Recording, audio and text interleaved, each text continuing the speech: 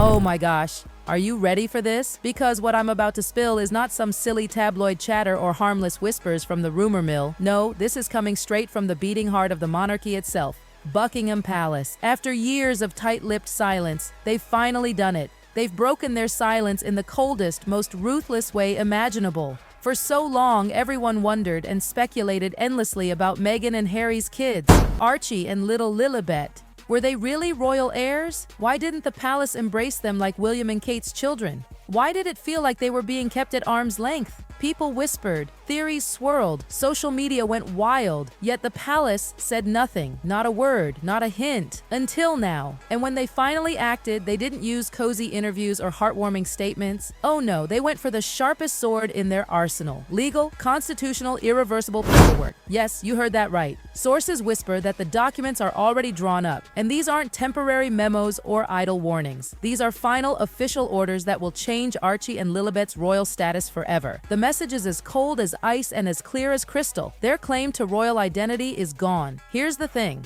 This wasn't personal. It wasn't about who gets along with whom or who smiles at which balcony appearance. No. This was about the monarchy's oldest, most sacred rulebook. To understand why the crown made such a cutthroat move, we need to rewind, like, way back.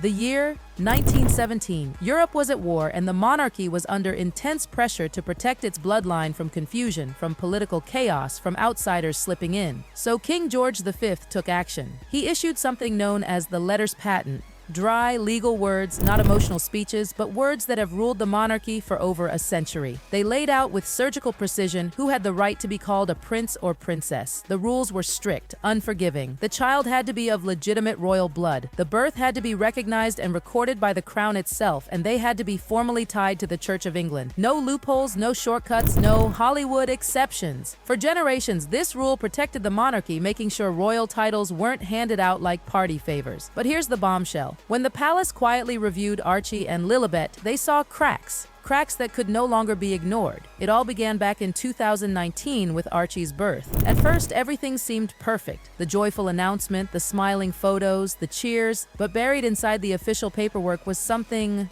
odd.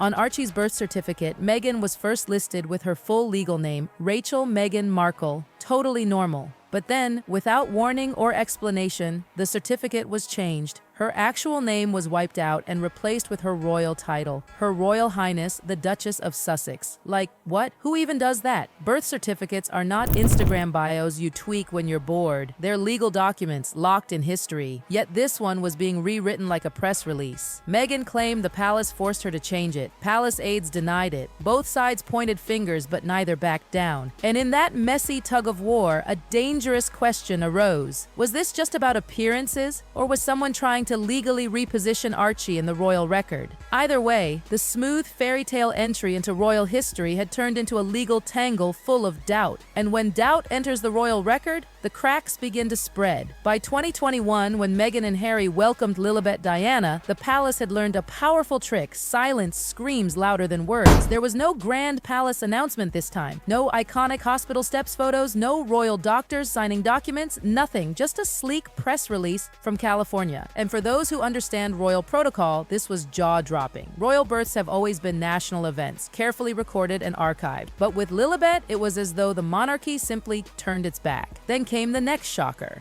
Months later, Meghan happily announced that Lilibet had been baptized, again in sunny California. The photos were lovely, the words glowing. But behind palace walls, whispers grew louder. Because the Church of England never registered that baptism. And in royal law, that's not some tiny detail. It's a deal breaker. A royal christening is what officially ties a child to the crown, to centuries of tradition. Without it, it's like the ceremony never even happened. So while Meghan celebrated a milestone, the palace allegedly saw it as a breach of protocol. A ceremony that held no legal weight. Instead of securing Lilibet's place in royal history, it pushed her further out. For Meghan, this wasn't just about a missing church record.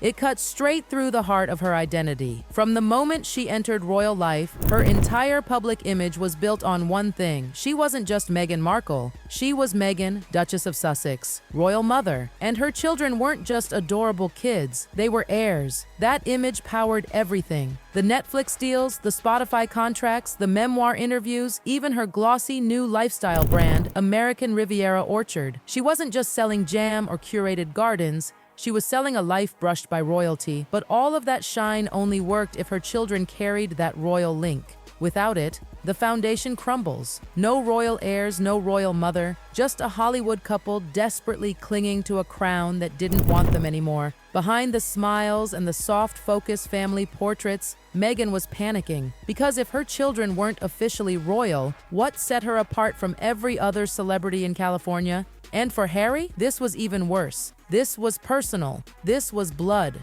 People close to the palace whisper about late-night phone calls. Harry, voice shaking, calling back to the very family he had walked away from, pleading, begging them to reconsider. He wanted his children's future secured in the royal record. He believed he could live as the son who stepped away, while still being the father of royal heirs. He thought his children would carry the Windsor name no matter how far California was from London. But when he explained his heart, what he got back was ice. One palace aide allegedly reduced his pleas to one brutal sentence. This is not about emotion. This is about order, lineage, and the future of the crown. For Harry, it was like the ground fell away beneath his feet. He wasn't just estranged from his father and brother anymore. He was watching the institution that defined his entire life erase his children, and then the axe fell. Archie and Lilibet would lose everything. No prince or princess titles, no ceremonial roles, no place in the line of succession, no crown-funded security, no mention in the monarchy's official history books. It might sound like just names on paper, but in the world of royalty, titles are everything. They are legacy, they are power, they are belonging. Friends say she fears being reduced to just another celebrity.